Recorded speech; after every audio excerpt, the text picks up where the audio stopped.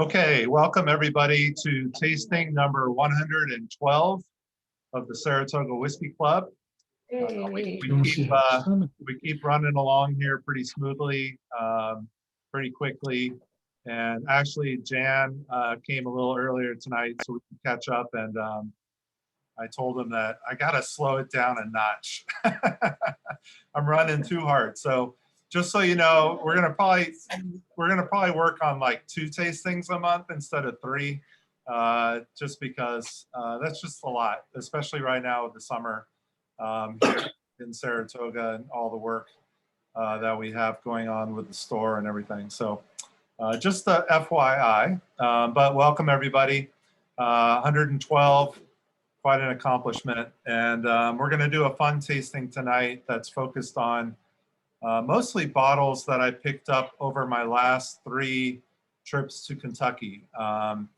You know, I've been there quite a bit in the last year or so, and there's always stuff to pick up. There's always new things. It's always a great destination for finding, you know, all of these whiskeys. So, but the problem is I'm sitting on a ton, and I can't do that anymore. I need to actually use these for tasting. So we're going to go through a bunch of them tonight. I do have a whole bunch of really nice rye whiskeys as well. So there probably will be another American rye tasting coming up at some point in the next few months. We do have, you know, our annual track tasting coming up at some point. I don't have a date on that yet. And eventually we'll have our club dinner too. So, all right, but tonight we're going to focus on bourbons that I brought back from Kentucky. I'm going to just go through these with you all. And I have not tasted actually any of these except for the hand fill from Three Boys that I filled the bottle myself. So I did taste that one, but it was a long time ago. But I have not tasted any of these else. So this will be a fun experience to join you with this as well. And if you can remember to score, we have an online scorecard. We do have scored cards here that you can use as well personally. But we're gonna start with one of our favorites, which is Boone County. Some of you might not have had Boone County before. I was introduced to Boone County a long, long time ago. It was about 2018 or so. I found actually at Justin's House of Bourbon, which is one of the stores that we're tasting a single barrel from tonight. But at Justin's House of Bourbon, they had a 12-year-old Boone County single barrel bourbon that I bought about 5 years ago now, and absolutely incredible. I was hooked on whatever Boone County was involved with ever since. Visited the distillery a number of times now. They're in northern Kentucky, not too far south of Cincinnati, not too far from New Riff. But they're a younger distillery. They have been sourcing most of their whiskey until about a year ago when they released their first bourbon. It was a pot still. They called it their pot still bourbon, which was a little confusing. I don't know if you remember, some of you had it in the advent calendar. That was their first true release of their own spirit right off of the still. But most of their other stuff, their single barrels, their older age things were all sourced mostly from MGP.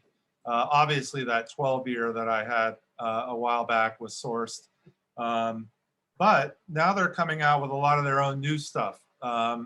And so this actual bottle is not available yet in New York.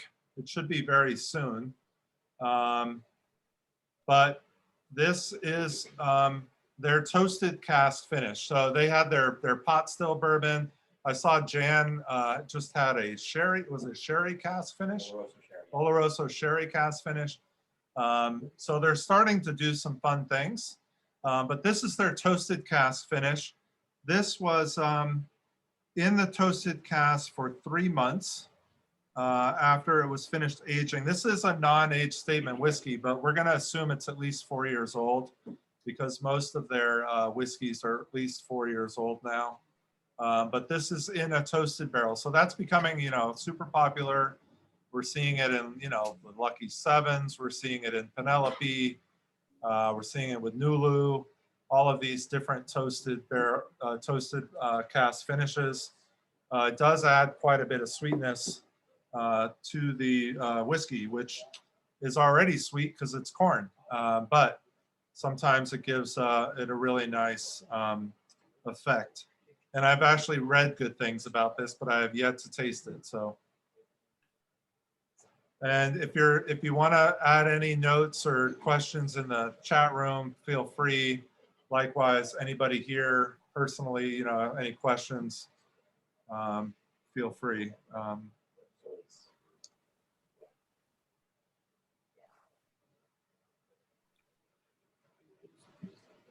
Did you say what the ABV was? Oh, so ABV on this is 45.4, 90.8. So it's actually our lowest ABV of the night so far. You have to crawl under. I had to get here under. The kids just gotta go. Yeah, Hayden, good question. So sourced whiskey means that it came from another distillery, that they didn't make it themselves, that they got either the barrel itself from the distillery, or they actually might have even had, you know, the distillery, they could have even done the finishing themselves. You know, there's a lot of different things that can happen once you receive the whiskey. You know, some distilleries will actually sell very, very young whiskey in, you know, already in oak barrels, ready, you know, for maturing, but, you know, people will buy them at a really young age for cheaper on the dollar than they would an older barrel where they can actually taste and see if it's matured well or not. So, you know, it just depends. Some distilleries are located in areas or regions where the location could make a difference in how the aging goes. You know, if they're up in a high altitude or if they're on the coast somewhere, you know, they're going to want to age it themselves. So they can buy a younger barrel and have it sit for a few years where they're at. But they should disclose, you know, where it's distilled. This one is actually distilled at the distillery, so it's nice that they're finally to the point where they're putting out their own whiskey. Their single barrels are still fantastic. If you ever see a 5 or 6 year bourbon, they're usually fantastic. Yeah, there you go. John Haraldson's holding one up. Those are really great, but those are sourced. Those are sourced. What do you guys think of this one? I like it.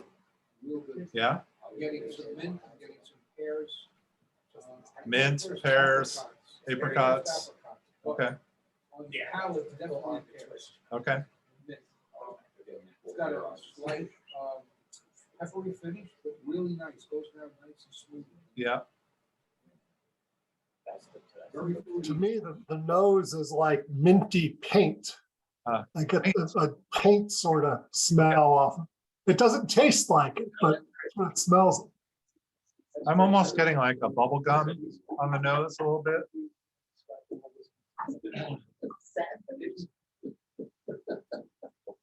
I do see the mint, though. I get the mint like you all get. Okay, there you go.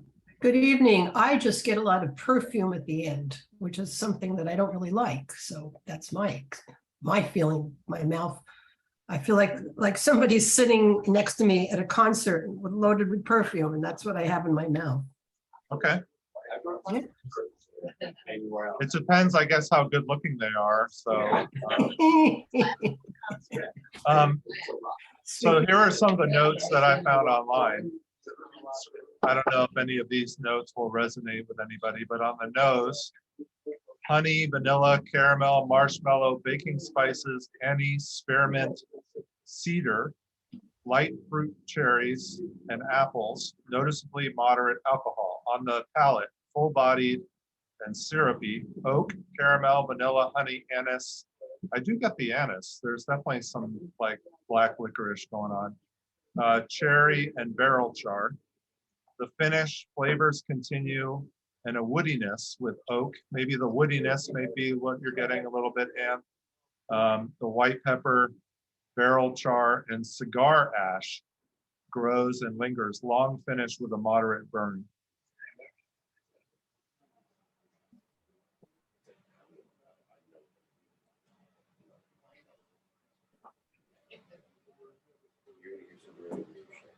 This isn't an expensive bottle. This is about, I think, I don't have the price in front of me, but I believe it was around 55, 60 at the most. Maybe, I think it was probably 55, something like that. Is it a single barrel or is it a? No, this is not a single barrel. No. Is it a regular release then? Probably. It is a regular release, yeah. And when I was at the distillery in May, I saw a pallet of this on the floor, and it's just being released in the United States. So I don't know when it's going to make its way up into the Northeast, but. GBB again? So this is 90.8 proof. Yeah, 90.8, 45.4 ABV.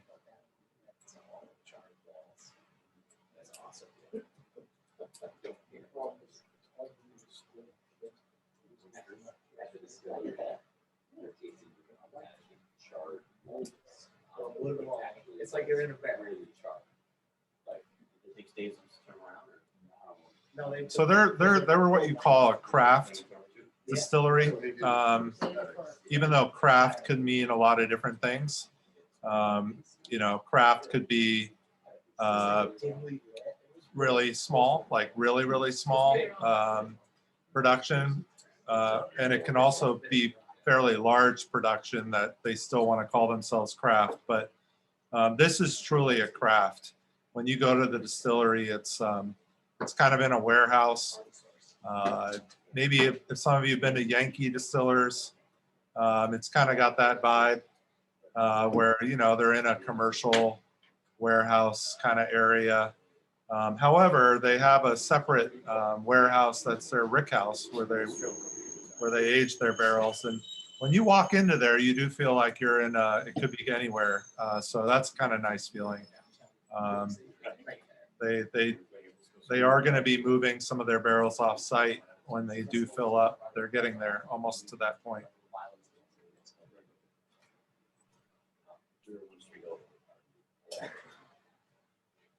Well, I think that was a good way to kind of start, actually.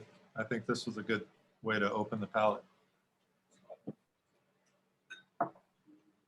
Okay, let's keep going here. We got 7 tonight, so we'll try and keep them moving here. Oh, here's Holly. She just showed up. You don't all understand. We did make Dave crawl under the table. We all make you. Dan's more agile. Okay. I'm gonna pass this. I'll pass this around. You guys can take a look. Okay, so some of you might have read about Blue Run online or in pictures or whatever. Blue Run is kind of one of those, it's a hot commodity, hot item right now. Who's to say it's going to be, you know, that way for a long time? It's hard to tell. They're fairly young, but they come in a really pretty bottle. And I think that's the thing that gets most people's attention with Blue Run. When this is full, which it's not right now, it looks beautiful. You have this kind of shiny butterfly that actually does have some fluorescent on it. I mean, when it comes to packaging, they did a really nice job. It's a beautiful bottle. And sometimes that matters. And, you know, when we're in a world now where these things blow up so quickly, packaging can be important with that as well. So I think some of that is behind Blue Run. I don't know how that translates to the whiskey yet, but we'll find out. But they're pretty hard to get because it's fairly new to the market and they do sell pretty quickly. Again, is it a collector's item because of just the newness of it? I have no idea. We'll find out soon. But this one's called Reflection One. I did get another Blue Run before this, which was their high rye bourbon. However, I did find this one last month. I think I found this one in May at the Party Source, and I bought it. I figured this would be fun to try since it's the newer release from them, not their first release. But this one's called Reflection One. This is 95 proof, and this is distilled at Castle and Key. So for those of you who have been with me to Castle and Key or have been on your own, you know what an incredible place that is. And they're doing a really good job with making bourbon and rye and everything else. So I had pretty high hopes on this because of that. But again, young. So Castle and Key is behind a lot of people now. Pinhook is another that we know fairly well. And then there's a bunch of stuff that they're not disclosing what they're making it for, but they did just release their own bourbons as well. So this is Castle and Key. This came out in April of this year, so just a couple months ago. It's non-age statement, but we know it's at least 4 years based on the label requirements set by the TTB. The MSRP on this is about $100. Even though I think I paid 109, something like that. Again, pretty hard to find. I don't know if it's available in New York. Do you see it around, Jan, at all? Or I don't. You ship to New York or in New York? I saw it on Shipped to New York. Yeah, I saw it on a shelf. Sorry, yes. Yeah. I So seen it on a shelf. the Reflection one. Okay. Maybe it's here. With the butterfly. Yeah, yeah. So I'll just read a little bit about what they say online. Blue Run Reflection One is meant to be a reflection of the last few turbulent years. As with any reflection, it is a time to process what has occurred, but also to pinpoint what matters the most. It's a practice many can appreciate, and tying it in with a sipping bourbon makes a whole lot of sense. Blue Run Reflection One is a gentle and subtle sipping bourbon, a characteristic the company has made a name for themselves on. They've proven their ability to blend, and it certainly doesn't hurt to have ex-Four Roses master distiller Jim Rutledge working for them now. So that's a pretty big deal. You have Four Roses Jim Rutledge involved. Reflection One opens, okay, now we get into the tasting notes. All right, so that's about it in terms of the description. Let's taste this and see what we think.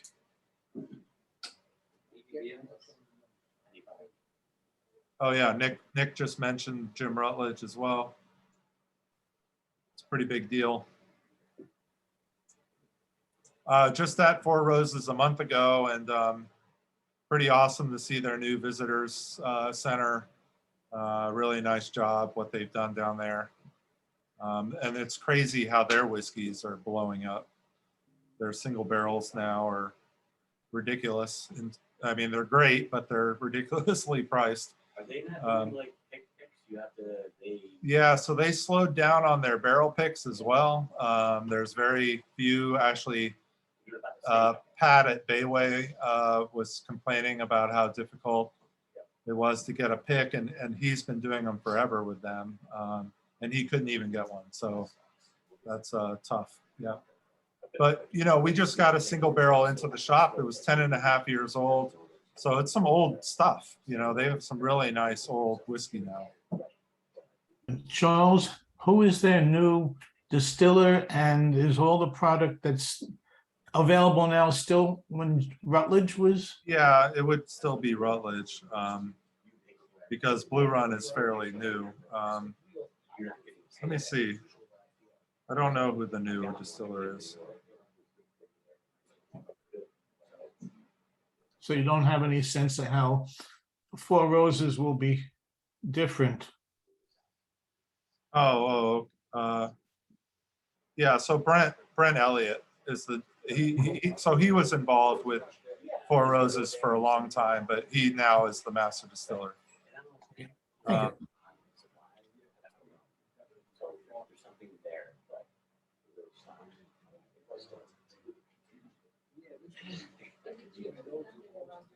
Yeah, and actually he's been doing it for a while now.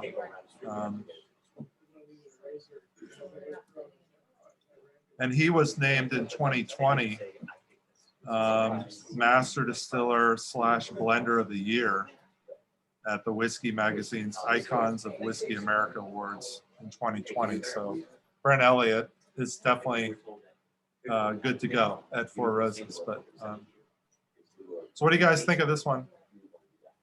I like this. I think this is nice.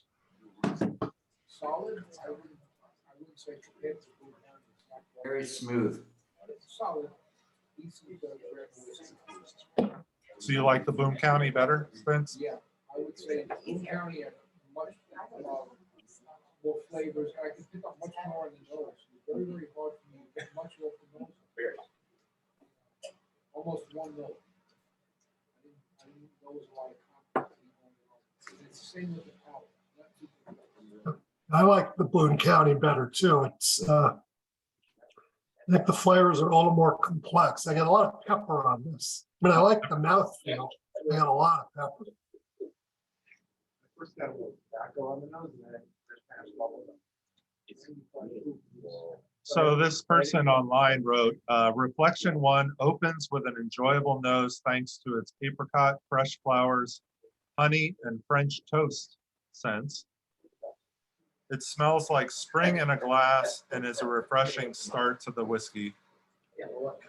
The palate follows with swirls of delicious marmalade, cinnamon, and fried dough. Though sweet, the palate never goes overboard. The finish is contrastingly spicy, throwing heavy amounts of rye spice and marzipan before introducing spicy leather.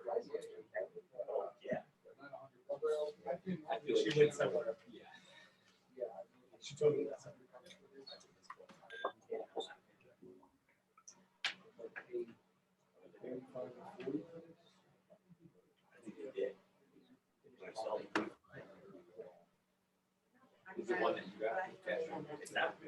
I'm curious about the high rye bourbon now, and how that is compared to this, their first release. Charles, you got a beer run during hour. Yeah. Is that would be different? That's the high rye bourbon. Gotcha. Yep. It's pretty That's the first thing my wife does. She goes, I bought it for you. "That's what you noticed." I bought it for you. I'll give it to you right there. I think it gets a little better with time. It seems. Who said that? Nice, Jan. Nice. He's got a bottle. I already told you about my. Mash bill. It doesn't say the mash bill, does it, on the bottle, on the back? You think Jim Rutledge is gonna release that? Yeah, that's true. Jim Rutledge might not release that. Here, let me see if I can find it real quick. Oh, here we go. Oh, that's the high rye bourbon. Let's see. So the high rye bourbon, which isn't this, is 65 corn, 30 rye, 5 barley. Let me see if I can find the reflection.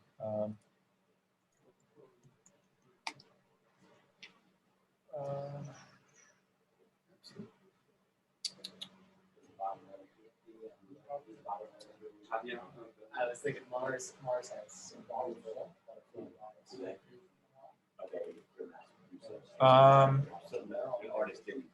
Somebody has it with the same mash bill, but I don't know.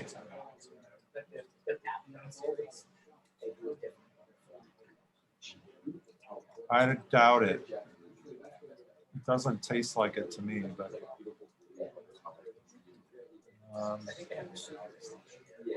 It just says undisclosed, so I'll stick with that. I'm not going to say there's any mash bill that I know of.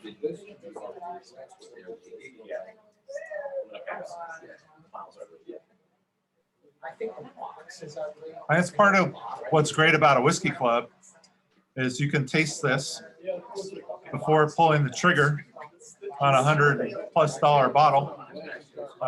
You know, and that's part of why we love our shop too, because you can taste all these things before you buy. Or you can just believe Holly and I. So We do love the shop, but also being a member of the whiskey clubs gives us a better chance of knowing somebody who's pulled the trigger on that. that's true too. Yeah. That's right. Yeah, I was about ready to buy this one online, and then I talked to Jan at the fundraiser we had, and decided not to. And I'm actually really glad that I didn't. Like I like it, but I don't think I would pay $110 for it plus shipping. You know, now after having tasted it. So, Yeah. But happy to have tried it.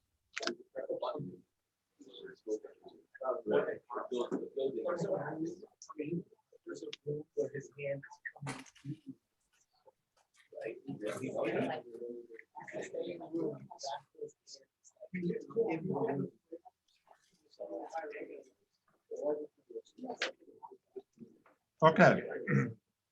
All right, now we're going to get into a little bit of uncharted territory. Have you had any French lick? No. Okay. All right. I don't think anybody's had this before, so. I haven't had, no, we're not talking about Canadian people. Okay, sorry. So I found out, Holly and I actually found out about French lick, the spirits of French lick, by our distributor who sells us some of our great whiskeys.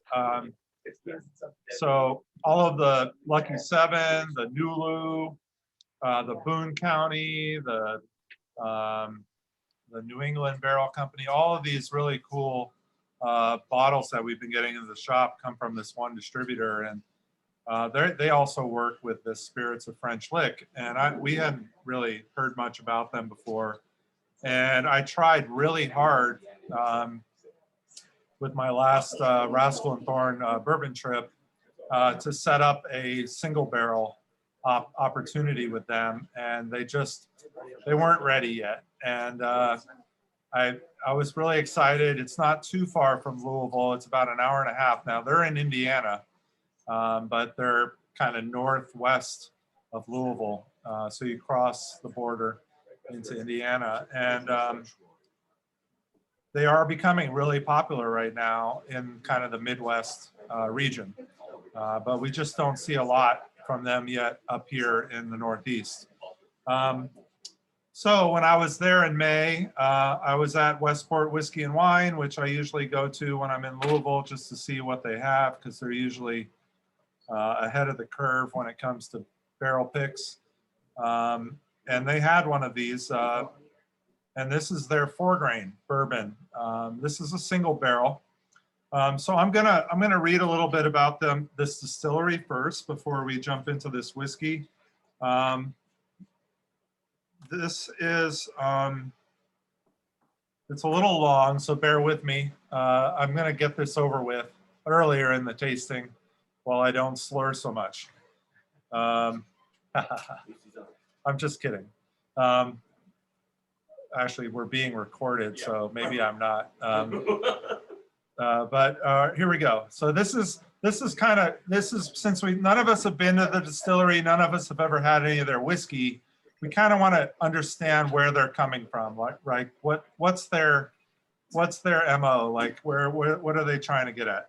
So, spirits of French lick. Gamblers and gangsters, artists and architects, frontiersmen and businessmen, heroes of sport, and especially the wayward backwoods distillers that kept the social casks well sociable, these ethereal inhabitants of French lick's past were truly a restless bunch. The legends alone would be enough to guarantee a place in any history book, but the final paragraphs have yet to be written for this rediscovered bastion of Americana. Spirits of French lick is leading the way for Indiana distillers by bringing the artisan distilling industry and its inseparable history back to the southern region of Indiana. Our goal is to represent both the quality and the history of Hoosier distillation, presenting an untold and ever unfolding story about the nature of distillation in the state while exemplifying and expanding upon what the industry has evolved into. We are very precise in the way we represent who we are and what we produce, playing the part of both distiller and historian. This approach gives us a very unique place in the industry, not just in terms of our story, but also our methodologies of double pot distillation, retention, and concentration of flavors. We rely on both time-tested practices and new innovations in our distilling program. Through these processes, we craft a spirit that has a defined character, equally driven by grain, barrel, yeast, and experience in following Spirits of French Lick's only rule: respect the grain. Our distillery in West Baden is an outgrowth of the French Lick winery. Spirits of French Lick focuses on 4 pillars of distilling: bourbon, brandy, botanical spirits, and American whiskey. Locally, we lead the industry by being the largest pot still distillery in the state of Indiana. We create pre-prohibition style products and distill them in a method consistent with their historical counterparts. Our distiller, Alan Bishop, has spent 19 years of his life working through the art and science of distillation, expanding his knowledge at every step. He constantly seeks out ways to continue his education through the industry innovation practices, but also through discovering and preserving the rich distilling history of our state. Our wheat and corn are cultivated on our Hoosier homestead designated farm using sustainable farming practices. Spirits of French Lick prides itself on using local Indiana products when not sourcing directly from our farm. Investing more than 10 years of development, Alan has created a new hybrid, open pollinated strain of heirloom corn. This strain, the Amanda Palmer variety, is grown on a 15-acre plot annually and used in our estate bourbon. The development of the Amanda Palmer strain and our use of alternative grains in distilling, including oats, kasha, and buckwheat, is one of the many things that separates us from other Indiana artisan distilleries. Other distinguishing practices includes our focus on temperature control during all phases of distillation, as well as our unique pot distillation methods, lower entry proofs into barrels, lower char barrel during maturation, and toasted staves and heads. Spirits of French Lick also is one of the few artisan distilleries equipped with our own grain mill on site, complete with a seed cleaner to help produce a cleaner, purer spirit free from offending flavors. Okay, single pass Calvados style apple brandy, citrus forward Old Tom gin, and Indiana's first commercial absinthe. We live, breathe, and create distilling history. Okay, so that's a little background on Spirits of French Lick. Pretty cool. I mean, sounds like they want to do it right, which is great. So this bottle, this is what they call their Lee Sinclair 4-grain bourbon. Okay, they have a bottled and bond version of this, which is not what we're drinking tonight. Tonight we're drinking a single barrel that was picked by Westport Whiskey and Wine. This is 107.9 proof, so 54% ABV, barrel 724. This is aged 4 years. This is a 4-grain. So with their bottled and bond, which would be their 100 proof release, this was the mash bill. So I'm assuming it's the same mash bill because this is their Lee W. Sinclair. This is 60% corn, 17% wheat, 13% oats, and 10% caramel malt.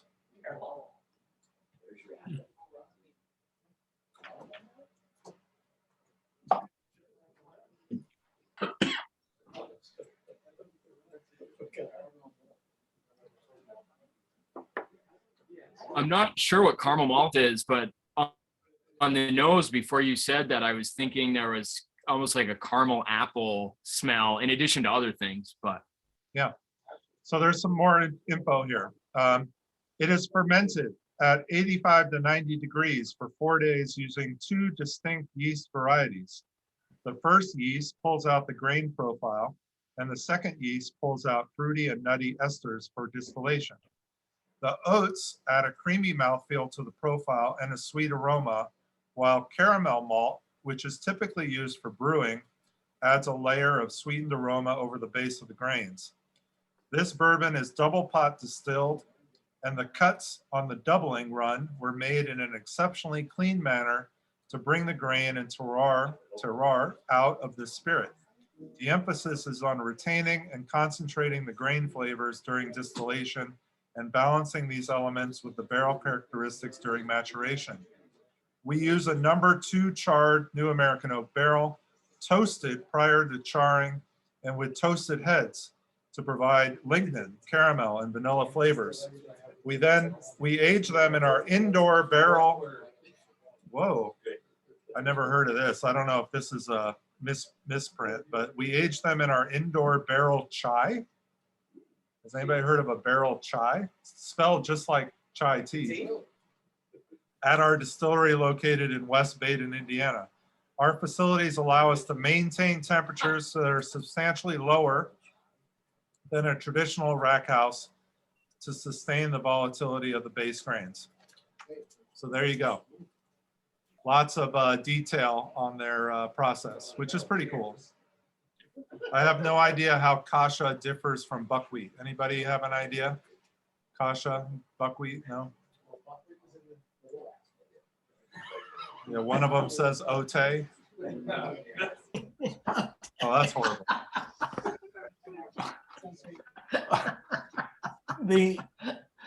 Apparently the club doesn't have a big enough background in home brewing.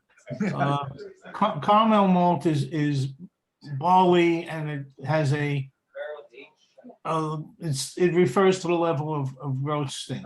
So it's not a dark malt, it's not a pale malt, and it produces more sweetness. Yeah, that makes sense. That sounds right. What do you guys think of this? Curious. I haven't tasted it, but I really like the nose. Charles, did you give us the age and ABV? So age is 4 years. ABV is it says 107.9 proof, but then it says 54% ABV. So somebody got a little lazy on their math. Rounding. That's 53.95. So there we go.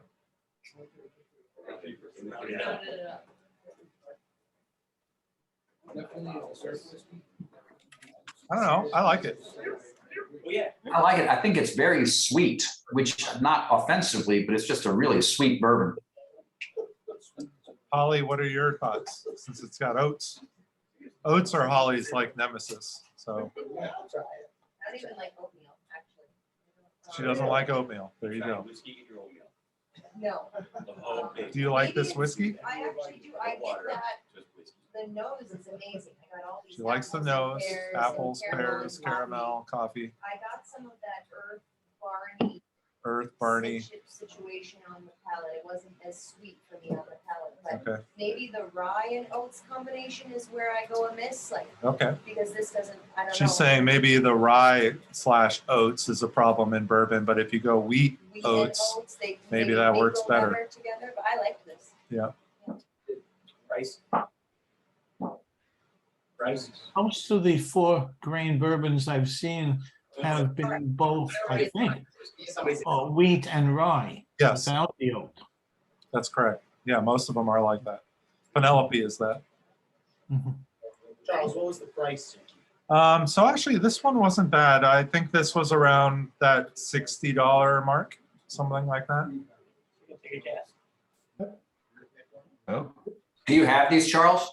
No, I bought this in Louisville. I would love to do a barrel with them at some point. That would be fun. This They is have- my favorite so far. Oh, nice. I really, I like it's much fuller bodied. I like a little bit more sweetness. It's good. I mean, they're definitely going for their own unique, flavor profile, their own style, which is fun. Let me pull up some of their other bourbons. So they have what they call a Mattie, M-A-T-T-I-E, Mattie Gladden bottled in bond bourbon, which is 55 corn, 35 rye, and 10% Victory malt, using also the two unique yeast strains. So that's a different style. And then they have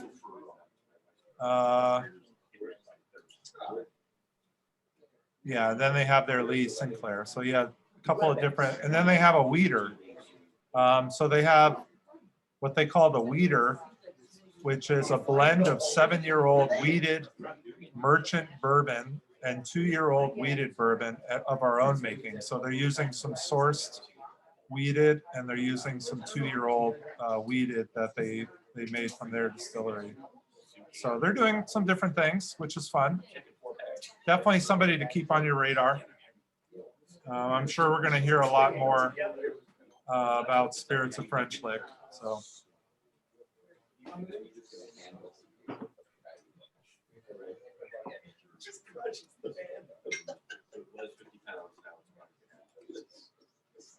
That was a pleasant surprise.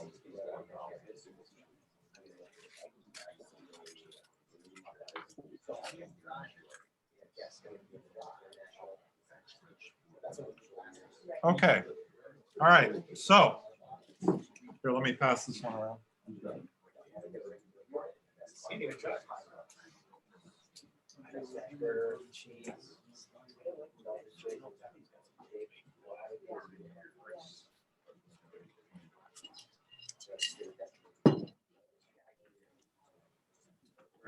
Okay.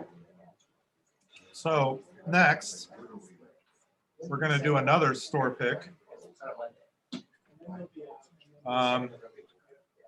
So Angel's Envy, most of you know Angel's Envy, been around forever. Not forever, but long enough that we all know it. Super popular, actually pretty tasty. I really like both the bourbon and the rum. I said the rum, that's funny, the bourbon and the rye. The rye does taste like rum, though, I have to say. It's a great dessert drink. But we started to, well, we have also seen their cask strength releases, their annual releases, which go for $200+ and those are pretty hard to come by or too expensive to purchase. But those really started to make a lot of noise. I want to say back in 2017 was when really people started to see cask strength Angel's Envy and really get excited about it. They've been doing it longer, but I think 2017 was when it really kind of took off.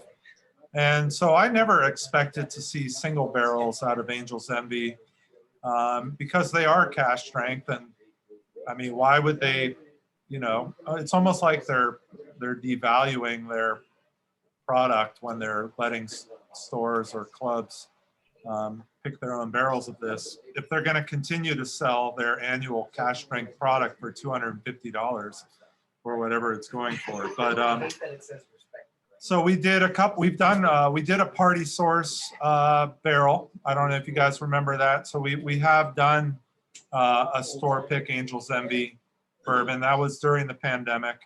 And then I also, when I was there in October last year, I got lucky and I was at the distillery and they had released a distillery version of their own barrel pick. It's not their cask strength release, so it doesn't come in the wooden box and the fancy packaging and all that. But I still have that bottle. I haven't opened that yet. Maybe we'll open that at a club event at some point.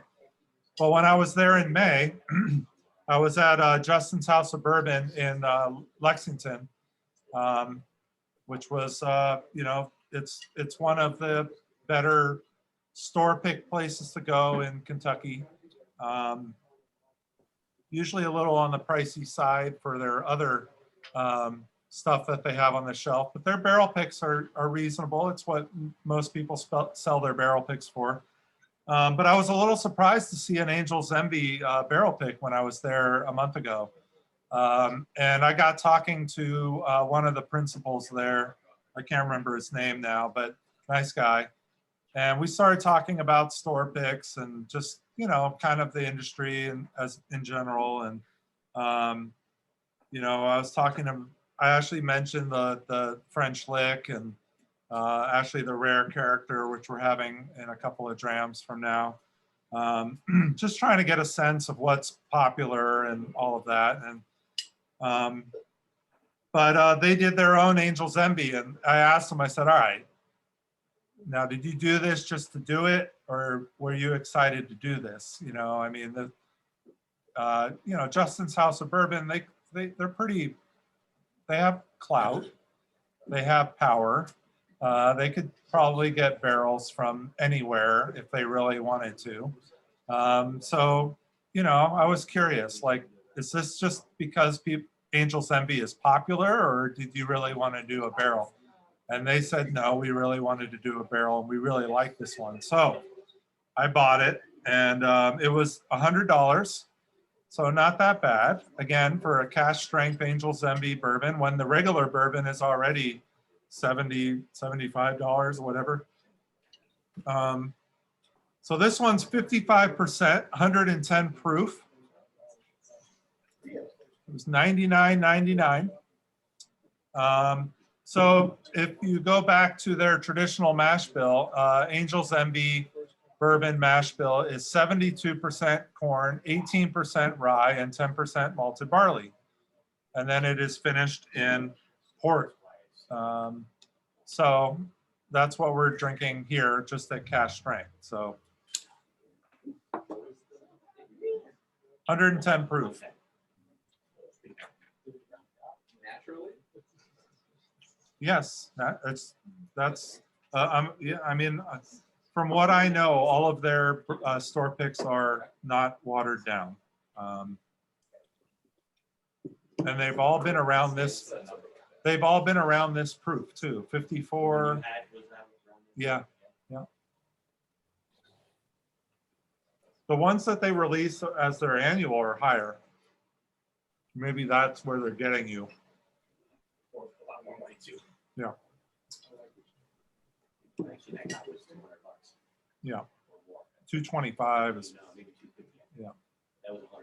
I have the 2017 in my bunker. Yeah, I love that one. That was delicious. Yep. So if that's your bunker, what's this? I've slowly been drilling up the club bunker. It's not a bunker. This is the bank. There's a bolt door right there. What do you guys think of this? Got a lot of alcohol in the nose.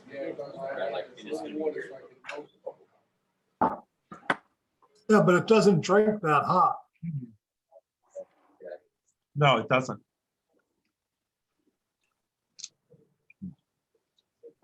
So is this a port?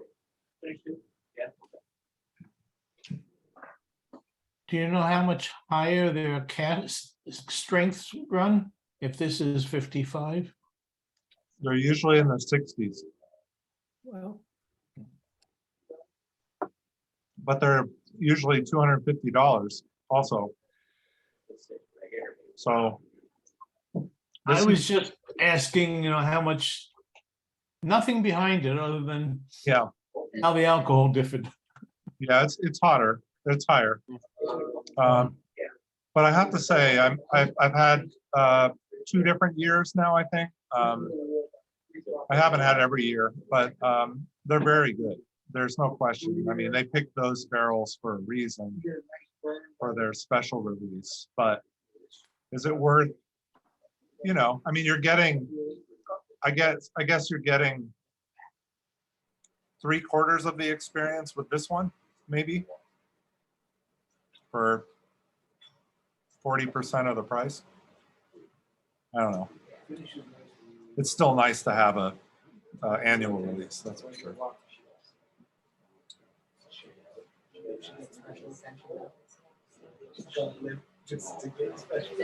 How much port are you guys getting? That's what I'm wondering. Not much on the. Holly, are you getting port Yeah, on the nose I got. on the orange nose? Peels, peanuts, licorice, like I got Yeah. that. So mostly the nose though? Yeah, but the palate, it turned into more of that heavy cherry cocoa. Heavy cherry on the palate. Long dry finish.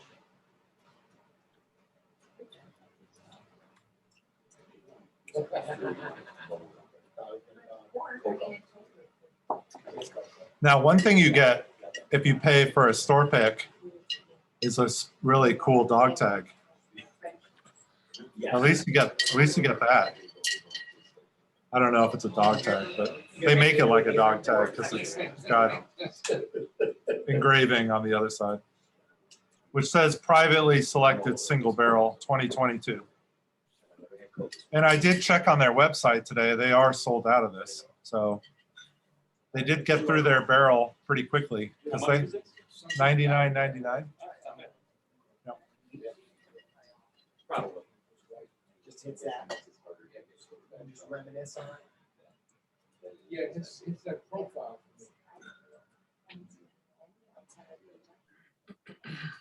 Like old Forester, they're better days too. It'd be fun to do one. It would be amazing to do.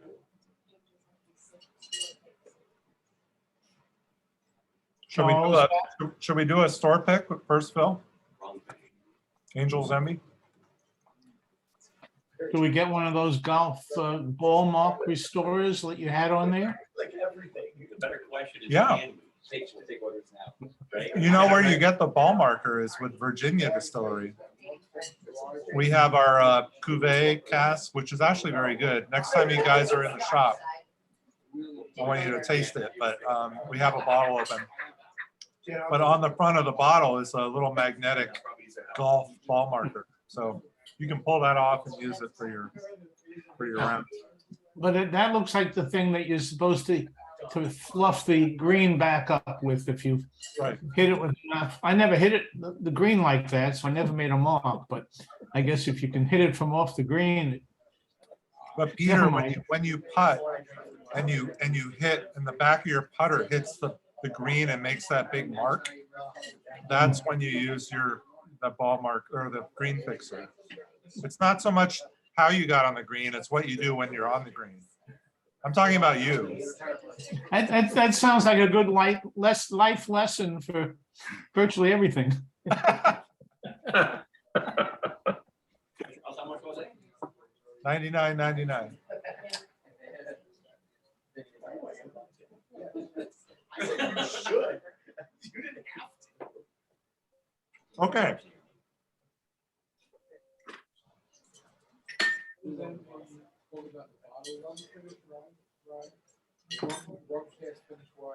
I gotta go find a picture. Hold on.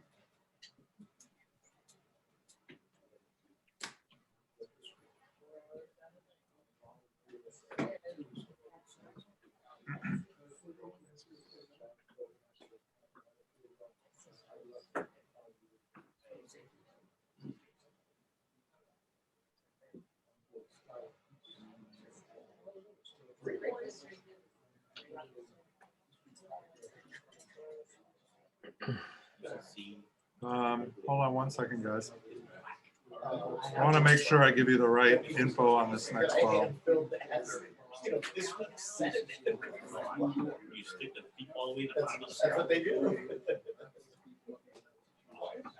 Oh, I went too far. Hold on.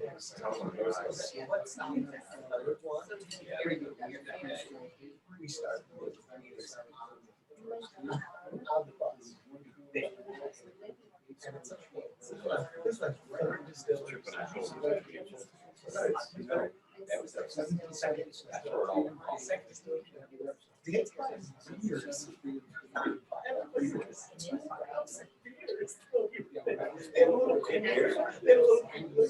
'Cause they do like, it's more of like a venue. Wait, so this isn't the whole thing, right? It's a shack. All right, here we go. Yeah, just in the back corner, they have. Okay, so the next bottle Maybe it's. is from Three Boys. We've had some Three Boys before. Big sliding door. Well, there's sliding door. I think so. There's a side. I'm trying to remember. So this one's a little confusing. I have the mash bill and I have the picture of the chalkboard with the mash bill. This is 111.8 proof. It's a 6-year bourbon. This is 78% corn, so very high corn. However, I'm struggling with the second and third and fourth grains. The last one is 5% caramel malt. So we're back to that caramel malt, which is cool. So we've actually had 2 bourbons tonight with caramel malt. The other 2 percentages are 10 and 7, and I just don't remember. I think one of them is malted rye and the other is rye. I'm pretty sure. I can't remember exactly, but I do remember they used malted rye on some of their, or single barrels. I could be wrong with that, but it's 78 corn, 10, 7, 5. 5 is the caramel malt. The 10 and the 7, I know one of them's rye. I don't know if both of them are rye. It's very possible that both are rye. Charles, yeah. I have a different bottle from them, but it's on this one, it's malted barley. Yeah, so malted barley is normal in a lot of their things. That would be the caramel malt. That's caramel malted barley. This is rye and malted barley. Yeah, no. So this is 4 grains. 78 corn, 5 caramel malt. There's a 10 and a 7, which I think they're both rye. I think one is malted and one is unmalted. I just am not 100%. It was back in October. So sorry, I thought I had more details. However, there's a ton of char. This sucker, I don't know. I must have really scraped the bottom of the barrel when I siphoned or used the thief. But there's a picture of me. Some of you have seen these pictures, but I'm pulling from the barrel there. You can't really see it, but whatever. That's the actual barrel too I'm looking at. That was number 4.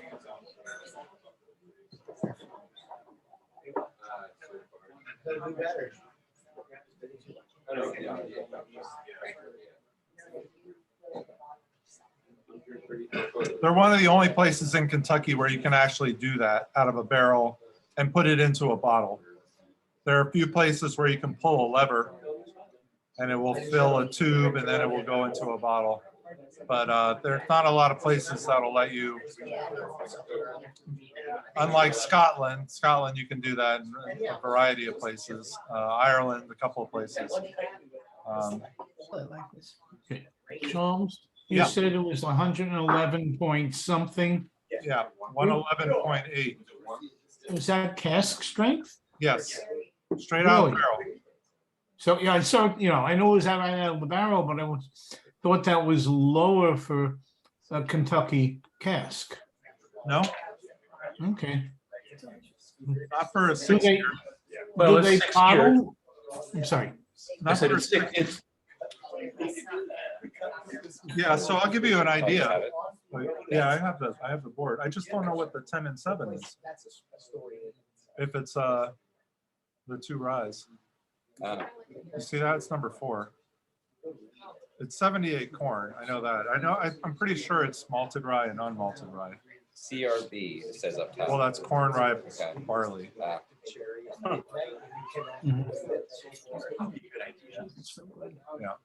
They still had that barrel. They still had the same barrels when we were there.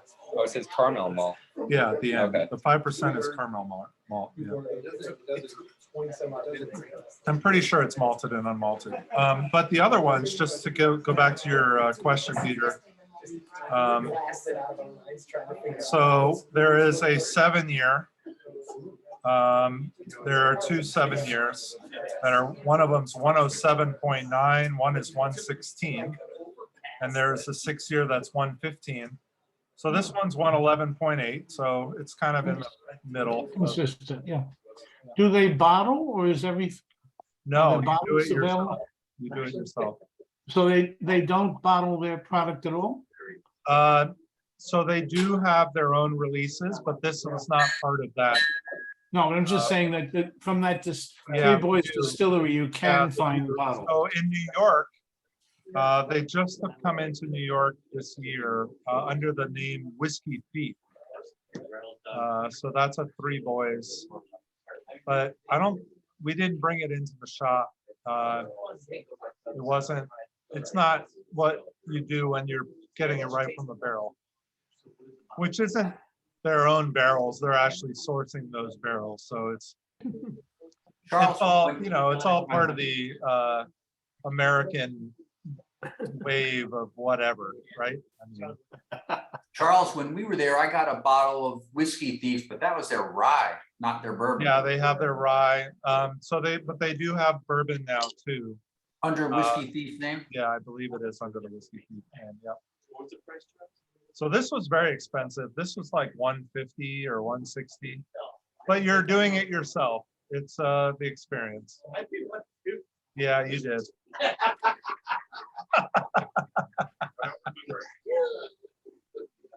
Nate here was like, did I pay 150? I'm like, I think it's the same one. yeah. I think it's the same one. No, you got a different barrel. Yeah. Do we know how old it is? 6 years.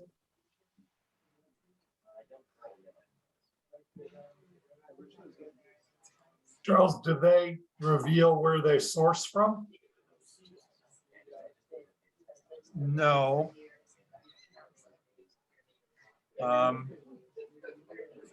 Hey, Holly, if you were to guess where they source from, where would you guess? All over? Yeah. I mean, remember that guy that Yeah. had this? He seemed pretty intertwined. Yeah, so they have a new owner. Holly and I were there a year ago, May, and we met him, and he had literally just taken over from the farm guy, and the Three Boys didn't want to buy the distillery from the farm guy. They were like, no, we're not going to work that hard. So new guy came in, and he was very involved with sourced barrels from all over the place and actually bottling things for different groups, different clubs, some stores, all with really crazy, funky, fun labels. So he was in that world, that game. And so now he's involved with a distillery. So who knows where these casks came from? I wouldn't be surprised if some are from Kentucky and some are from Indiana and maybe even some are from Tennessee. They could be from all over the place.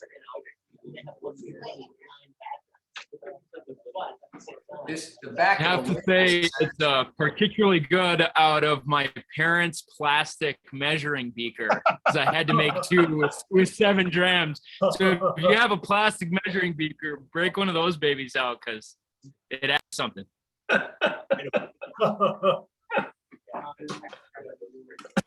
Charles, this bottle, this is the 7-year. It says that they cook and ferment their own mash. No. False advertising. Yes. Yeah, I know. I mean, I got the same thing right in front of me. Well, they say they cook and ferment their own mash. They didn't say that that's what's in the bottle.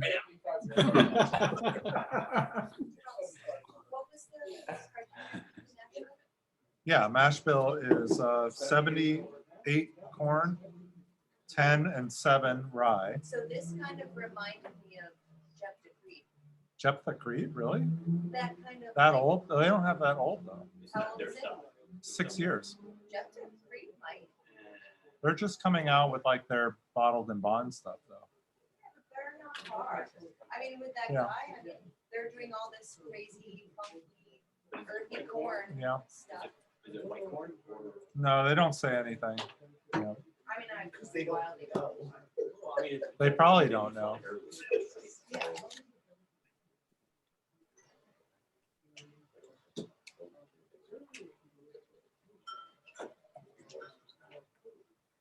It was kind of funny. When Holly and I were there, we signed up for a tour and a barrel tasting, which is what I've done with a couple of groups now. And it was just me and her, and I think there was like one other couple. It was kind of off season a little bit, and the distiller actually was giving the tour. So it wasn't one of the young ladies that they normally have that really don't know much about whiskey giving the tour. But the distiller gave us the tour, and we started asking some questions, and Holly started asking some scientific stuff. And oh my God, he kind of looked at us like, all right, what are these people doing here? And but I'll tell you what, he was very, very knowledgeable. So they have this guy there that is making whiskey there that he's only doing it a few days a week. It's not every day. But it will be good. It's just going to take a lot of time. But he knew his stuff. Holly was grilling him, and he definitely did know his scientific answers. So at least they have that. As long as they keep him, that would be a good thing. But yeah, their barrel program is more for tourists to actually go in and siphon their own bottles. And they make a lot of money on that. And yeah, let me hand the bottle up.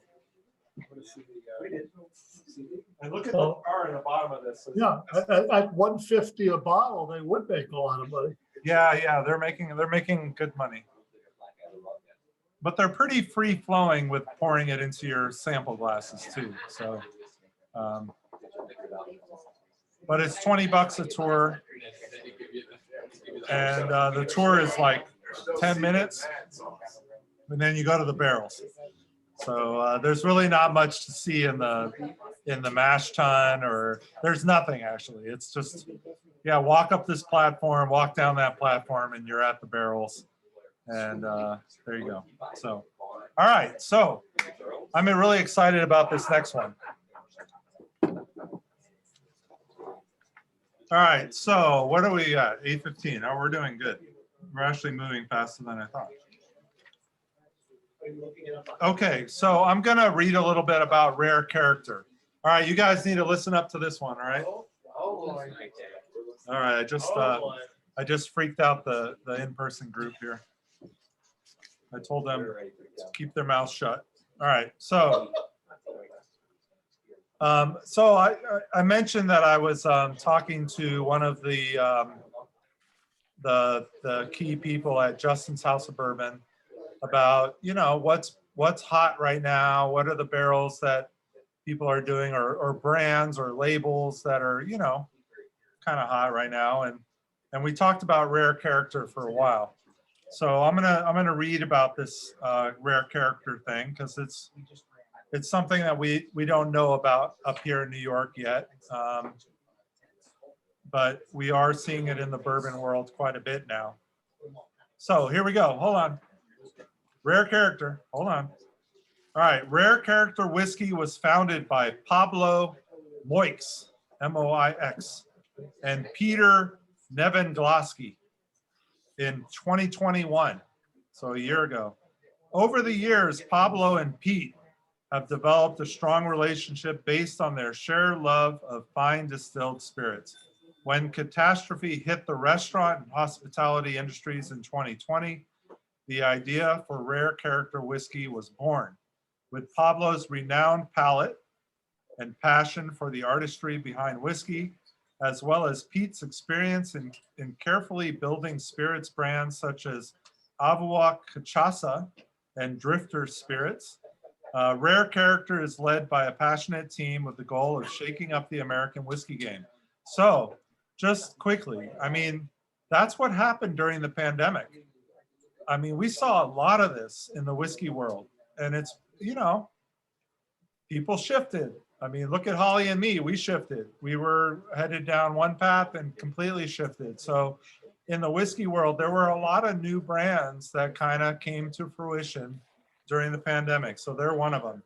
So Pablo is an acclaimed restaurateur, bar owner, and distilled spirits expert. Since his years working as a career bartender, he's always had an intense passion for fine distilled spirits. Pablo has long held a deep appreciation for the experience of a perfect cocktail or neat whiskey, and has always had aspirations of sharing that passion with others who would appreciate his taste and vision. Rare Character provides Pablo with an outlet to use his creativity and palate to make meaningful and interesting selections to share with connoisseurs and collectors of fine American whiskey. Peter is deeply passionate about spirits and the stories of people behind them. As the CEO and co-founder of Drifter Spirits, which includes Avua Cachaça, Paladar Tequila, and Sval Aquavit, Pete has been telling the stories of great producers across the US and Europe for over a decade. He has taken his experience in branding and storytelling to the inspiring world of American whiskey with Rare Character's initial products. Okay, so here we go. Rare Character Single Barrel Series brings rare, one-of-a-kind American whiskeys to the public for the first time ever. Taking inspiration from the 1990s era of unique customer bottlings found domestically as well as in Europe and Asia, these selections are complete with hyper-customized labeling, proof to the customer's objectives, and bottled at our facility in Stamford, Kentucky. Every barrel has been tasted, loved, and approved by Pablo. Pablo has blah, blah, blah, blah, blah, blah. Let's see here. We already talked about Pablo. Yeah, so this bottle looks like this. So this just says Rare Character presents Single Barrel Series. I'm reading it backwards. That's pretty good. Party Source. So this was sourced from the Party Source, which is in the parking lot of New Riff Distilling. This one is 5 years and 9 months old. This is 117.12 proof or 58.56%. Yeah, so they are a new brand, basically, that's really kind of taking off. And actually, Justin's House of Bourbon was really very well favored of Pablo. I guess Pablo is a good guy. He's not just some guy trying to make money, but he's actually, this is legit from what they tell me. So, and what's cool is, if we wanted to, if First Fill Spirits wanted to do our own bottle with them, they would do maybe their own watercolor label of our shop entrance or our shop front or whatever, which would be pretty darn cool. Or maybe some other Saratoga Springs landmark or monument or whatever. But that's one of the cool things with Rare Character. They will actually customize your label to your local area. So let's see if it tastes any good after all that talk.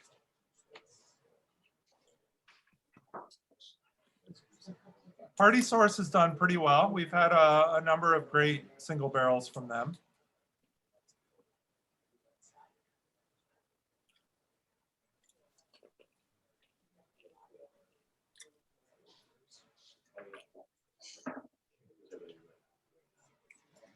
There was a Westport Whiskey and Wine in Louisville store pick of Rare Character as well, which I didn't buy. I didn't really want to buy 2 bottles of Rare Character. I probably should have, would have been fun, but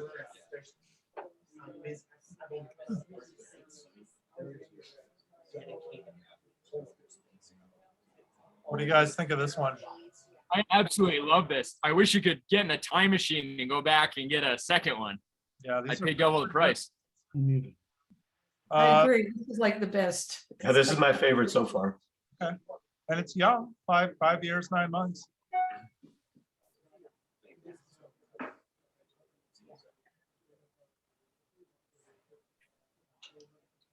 Charles, what's the price in ABV? ABV is 58.56. I'm trying to remember the price. I didn't write all these down, unfortunately. I think it was around 70, somewhere in that range. I know it was under 100, but I think it was in that 70 to 70 range, something like that. I second the time machine and ask you to go get a case. If you could get a barrel pick with your store logo on it at $70, we'd all buy it. I know, right? In a heartbeat. Absolutely. Yeah. If Holly would let me, I would. I'm just kidding. Holly, let him do it. Let him do it. Let him do it. What's the age on this? 5 years, 9 months. Yeah, we're trying to be very careful. So our first year, 13 single barrels. That's a lot of single barrels in your annual or your initial launch. So when we get to year 2, which is going to be in August, late August, we'll reevaluate how we're going to unfold. So, you know, it'll happen, but I don't know where, when, or so. Just so you know, in the next week, 2 are landing in the shop. So we have 2 new single barrels landing, maybe even before the week's over, but I'm kind of hoping next week, but we'll see. And then You say another, what they are, Charles? yeah, so I guess I will, why not? I mean, they're coming, so, and you guys are all privy before anybody else anyhow. We're getting a Traverse City bourbon, which is very high corn, so it's going to be more similar to the Stellum that we had, which is fantastic. And Holly went to Traverse City and picked that herself. She also picked the Stellum barrel herself, so we all know how Holly does. So that'll be fantastic. So that's landing. And then we did a Black Button smaller release, only a 60 bottle release. We weren't planning on doing it, but it was so damn good that we were like, we can't pass this up. They were only doing a couple in the state, and we thought we better jump on it. We're going to be doing some more stuff with Black Button, actually with the club. I'm going to announce that shortly. Actually, the barrel for next year's membership is going to be a Black Button collaboration. They're going to do some special stuff with us. Actually, I'm planning a visit to Rochester with whoever from the club can come. I'll throw the date out there right now because mark it off on your calendar, but it'll be September 24th, which is a Saturday. It'll be a one-night trip to Rochester, but it'll be a full experience plus some fun stuff. So if you guys are around that weekend, I know it's a busy time for a lot of people, but I'm going to try and get as many club people as I can to come to help be a part of picking next year's barrel. It's Rachel's birthday. It's the day before. Charles, It's not Russian. the Black Button is a bourbon. Yes. We do have a glass, we're ready. Yeah. But now you're going to go on the 24th and be back? Yeah, so it's basically going to be on the 24th with I'm going to get a hotel room. So You know, and then people can do whatever they want on Sunday in terms of going back. Or, I mean, everybody's not rushing home for Erev Rosh Hashanah? Okay. well, you can. I will not stop you.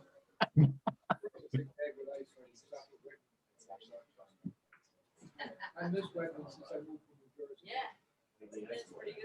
There's some great whiskey establishments in Rochester, some great restaurants. So we'll do a distillery visit, barrel pick, food somewhere at a restaurant, maybe a paired dinner, and then if people want to go to a whiskey bar afterwards, we'll make it all happen. So should be a fun getaway for a night.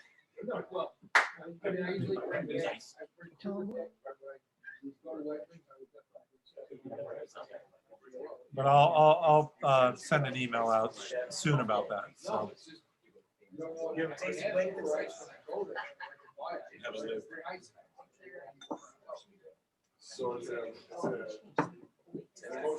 Okay, all right. So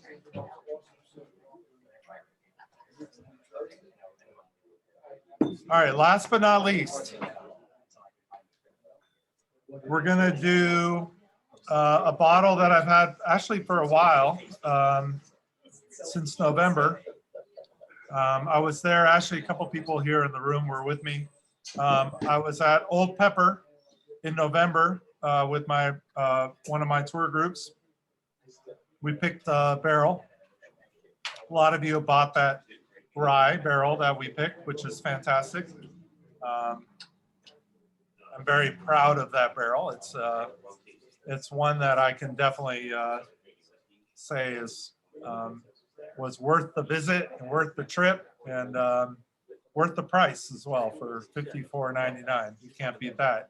Or $49.99 for the club. I mean, my God, how can you beat that? That's pretty incredible to get a rye like that. But while we were there, they had some distillery exclusive bottlings, including the 2-year-old single malt that we had a couple of months ago, I want to say. I don't remember when we did that, but we did a American single malt tasting, and that was one of them, which I thought was very good. But this was another one that they had when we were there during that trip. And this is a 10-year bourbon. Now, obviously, they didn't make this. This is sourced as well. But, you know, you don't find 10-year bourbons too often anymore that are under $100. This one, I think, was $80, something like that, somewhere in that range. I can't remember exactly, but it was definitely under $100. This is 58.9%, 117.8 proof for a 10-year-old. That's pretty amazing.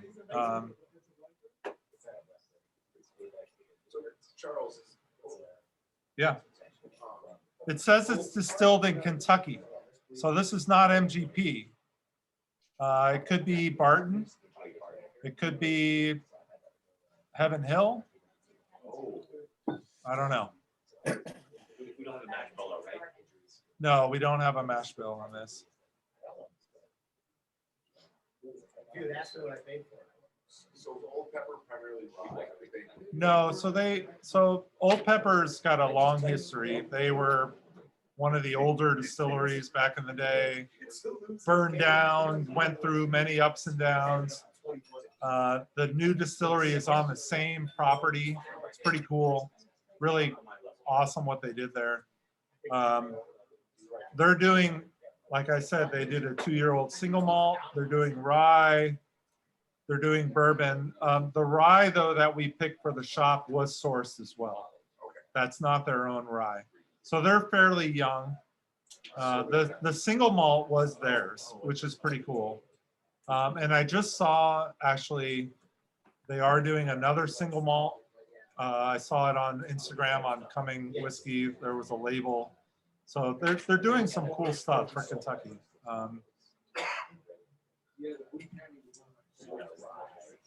And they gave you free glass. And I think they gave you a shirt.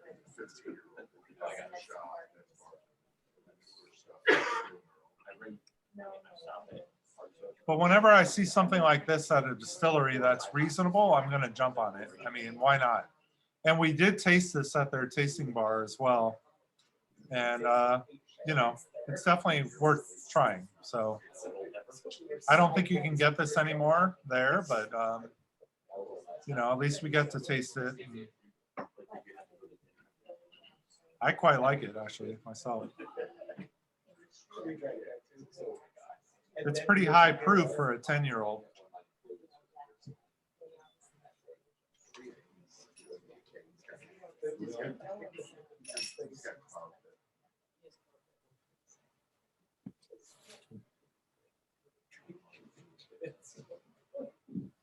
Has some nuttiness on it. I'm getting like peanut.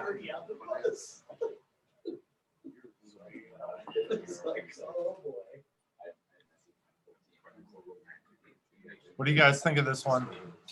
Okay. Yes, no, thumb up, thumb down, thumb up. Yeah, all right. What do you guys think of this one in the room? Yeah?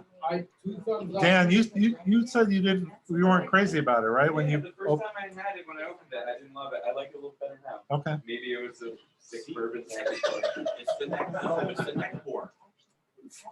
That could be too. I'm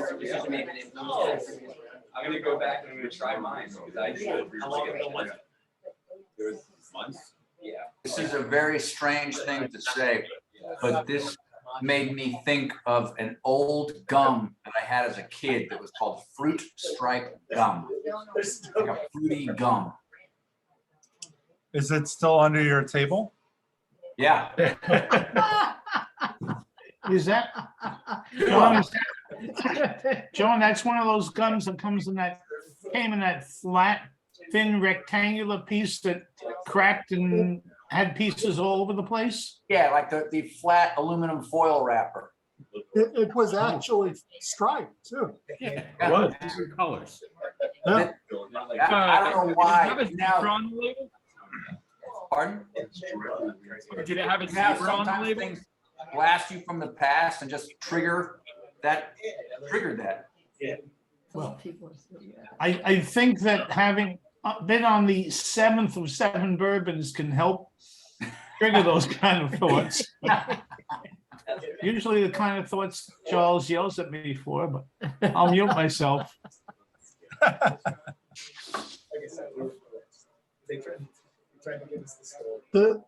It could be that it's the 7th, but this is my favorite tonight. It's Really? more complex. I really like this one. Okay, I like it. I like that you think that. I mean, that's what it's all about. I mean, everybody's gonna have their different experience going through 7 whiskeys. You know, I mean, 7 is a lot. I know that. And, you know, when we started this club, we were doing 4 whiskeys and there was 1.5 ounces per whiskey. And we were, you know, we spent a half an hour on each dram and sat back, let it sit, let it breathe, let our palates adjust. And there's a side of me that I want to do one of those again. I mean, I know that's probably not the popular thing to do, but I really miss that because you when you do 7 or 8, you know, at this last fake Fagila that we did 8, and they were all 1 ounce pours. We were not messing around. These are 3/4 ounce pours. At the fake Fagila, we did 1 ounce, 8 1 ounce pours. By the 6th or 5th or 6th, you know, pour, you're like, okay, I'm just having fun right now. You know, like there's a lot of smoke, you know, and these are incredible whiskeys, but you kind of, you lose maybe what they're intended for, right? I mean, So there's a side of me that's kind of going back a little bit. I gotta, you know, we all go through our waves of whatever. And I'm going through my wave of how do I do these whiskey tastings and where we get the most out of them. I mean, it's wonderful to taste 7 things, but we also need to be able to taste 7 things, right? So I don't know. I'm trying to figure that In all the out. beginning, Charles, we used to go downstairs to One Maple afterwards. 9 Maple, yeah. 9 Maple, sorry. 1 Maple. That'll be my new bar, 1 Maple. You can get a discount. Yeah, no, that's what happened before was I do 4 or 5 drams upstairs. We had this beautiful law office above the bar 9 Maple. And so I would be wrapping up and cleaning up upstairs and everybody else would go downstairs to the bar and have 1 or 2 more drams. But again, that was after at least 6 ounces of whiskey. I mean, or maybe more. You know, that was back in the day. So And then try to walk home up yeah, Caroline and try Street. to get home from that. Good luck. So it's a weird time. You know, we're getting back to in person. We're getting back to, you know, I don't know. I got to figure this out. It's pretty hard. Just with that said, we're doing this incredible rum tasting in 2 weeks. Still a lot of space for that if people want to join on. But Charles, I don't think I got the email for the sign up for that. oh yeah. So check your spam then, I don't have spam, but or your promotions or whatever. I mean, I don't have any filter. all right, I will resend it to you, John. But Please do. we're doing a single barrel rum tasting with 7 different Blackadders, which is crazy, like out of this world. High octane, whatever. But with that tasting, just so those people who are far away know, I'm going to live stream that. Oh. I will have Brett from PM Spirits and me and whoever's talking available to watch live and to go through the whiskey or the rum, sorry. But I cannot do Zoom from that location. It's going to be just too hard. It's going to be, I can't. It's just, technology is not there yet. However, if you want to join, you're welcome to join, and I will put them in bottles and send them to you and all that. And you can drink them whatever, because I'm going to record that tasting too. But it will be live streamed. It won't be Zoom where I can actually respond and talk to you. It'll be live streamed because it's going to be outdoors at an event space that's too hard to bring a laptop and try and do that. How are you going to mail the welcome cocktail? No, so it's cheaper. I took $5 off. I think John should just For that. drive up for the afternoon. It can't be more than 100 gallons of gas. Can't be more than 12 or 13-hour drive. And that's going quickly. Yeah, it's going to be really great. I do recommend you all do it because these are really rare barrels. When And is it very, again? very expensive barrels. Not stuff that you're going to buy on your own as a one-off, unless you really like it. But if you want to try some amazing stuff, Do please send me the sign up for that, okay? I will, for sure. Yeah, Charles, when is it? When is it again? Now, all of you guys, let me ask you, because Holly was asking me earlier today, are my emails going into spam or junk or promotions, or are you getting them? Promotion. Okay. Getting them. Promotions. Promotions? I got them. But do you see them? I mean, are you able to catch Yes. them? Okay. I don't have filters, so they come straight to me. Okay, John, ours do come in, Charles, but Okay. for certain origins, our email client will determine that that is junk and put it in the junk mail.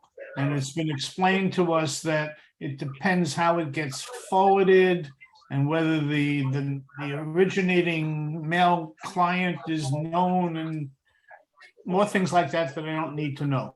Okay. But we have junk folders for each of the accounts. You should be able to look in that. I want to make sure everybody gets it. That's all. It's hard. You know, we're over 100 people now, so with Google, if I did it via Google, they would consider that spam or junk because of the number of emails. So I went to MailChimp this year, but I know that goes into promotions for a lot of people. It does for me. But I want to just, you know, that's the only way I can do it. So as long as you're catching those, that's fine.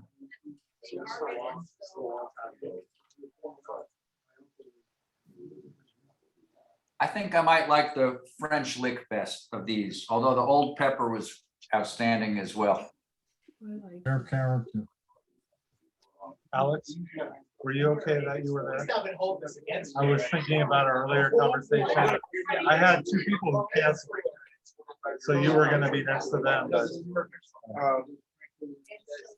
Kate's almost here. Is there, yeah, is there a yeah. restaurant? So 2 doors down to the left. And then I'll probably It just should try. be okay. All right. Good to you. That was like half full. Oh, will you do the party virtual? Sure. All right, guys, I'm going to stop this recording. I hope you enjoyed tonight. I did very much. Bourbon's always wonderful.